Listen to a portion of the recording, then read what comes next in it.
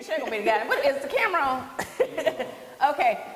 Yeah, I'm gonna go ahead and put the disclaimer out there. If me and Michelle actually get into a fight during this interview, just know she started. I don't fight. Now what else is going on? I might pull your wig, but I ain't gonna fight. I ain't gonna pull my wig. Now we ain't gonna be pulling no wigs. I do not condone violence in any shape or form. That's not violent. I was just gonna shift it a little bit. No, you stay with your wig over there and I stay with mine, honey. Okay, fine. Now, okay, let's go. Hello, I am Michelle Brown, aka ATLien of StraightFromTheA.com. I am here with Cynthia Bailey of the Real Housewives of Atlanta. Life is about choices, and I choose Cynthia. Supermodel Cynthia Bailey. I have to say that. Well, thank you. It's nice to get props from somebody. I mean, you have to get props for all these pictures and magazine covers and. Well, you know, it's so much more than inadequate right now. You know, there's a whole history. There's a lot. There's a lot. Beautiful. I'm just saying. Like, to get into some of this reunion. Okay. And how all of y'all are getting beat up. Like, I mean, I thought this year was going to be a little bit, you know, a little bit more peaceful since all y'all were wearing white and, you know, on looking like angels. Right, little black angels on a Zen set. Yes. But apparently y'all left that Zen in the Philippines because it's been a battle ever since. You know, here's the thing, Michelle. You know, I always look at the reunion as an opportunity to just really be face to face with the girls because, you know, on the show, you know, we're shooting scenes. So a lot of times, you know, we don't even know what anyone's saying about us until we see the show. At the reunion, we're all there together. Ready to battle. So now you can just really have a conversation. Like, okay, now how do you really feel? Okay, you know, this show, long before I came on it, was messy. It was always messy, okay?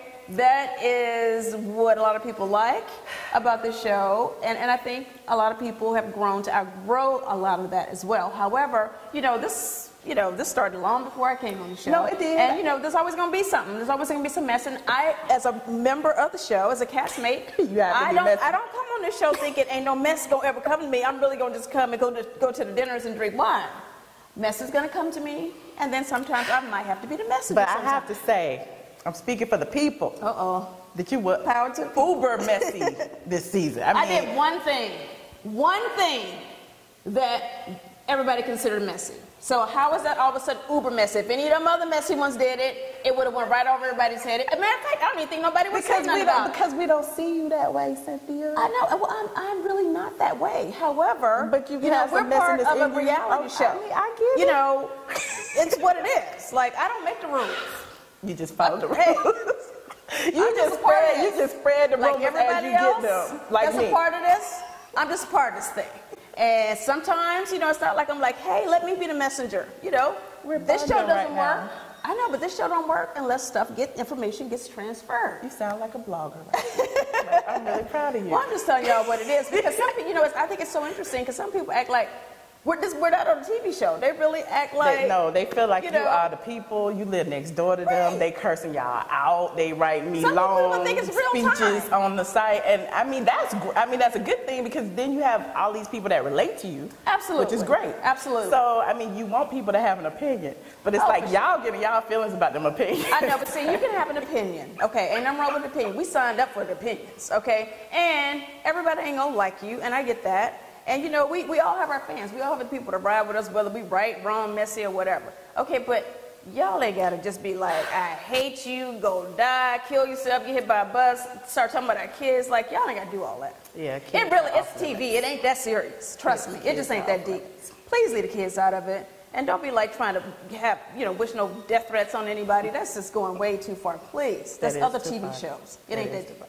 So how do you, you know, again, with all of that, the threats and the, you know, the thumb thugging on the blogs and the comments, how do you handle all of that? Because I know, like, they was going in on your hair. They were making a little mean. Like, you took Nene's place. I don't know if I'm allowed to say her name over here. I was here once, honey. So I don't want to say I took anybody's place. Okay. Because 9 times out of 10, I get it right. I'm not saying you have to like every hairstyle I do, but be very clear, Michelle Brown, do not make any error. Oh, she's saying my hair is rarely called into question. So if you didn't like it for the reunion, for as many people that didn't like it, that's all good because 50% of the people did like it. So it's a personal, individual opinion. And I was fine with that. Like, I don't have any problem. Like, you don't like my sweater, my shirt? Okay, I don't care about that. That's fine. That's your opinion. I may not like what you have on. I'm good with all that. The supermodel, I found her voice, honey, because she is going in today. No, but I'm just saying. I'm just saying, you know, that's so, you know, I feel like, you know, I know what we signed up for. We all know what this is. At the end of the day, you know, it is entertainment, and it is the #1 show on Bravo. So I know we do it some right. Say that again. It's entertainment, but there is like a little bit of underlying little animosity, kind of, even though it's entertainment, or is it? Or is that all an act too? No, none of it's an act. Okay, stop right there. Okay. None of it's an act. None of it is an act. Okay. You know, we are put into situations that we might not have normally gone into, but everything that happens, nobody can control, you know, what comes out of anybody's mouth, or how people are going to feel about what you say, or how something is brought to you. All of that is organic, and it's 100% real, without question. So that being said, you was messy. You spread rumors I said one thing about some chocolate, this, that, and the third, and then I never said the chocolate turned into an African, and the African. Apparently, Apollo, he got her phone, and sure enough, there was like some message from some guy named Chocolate.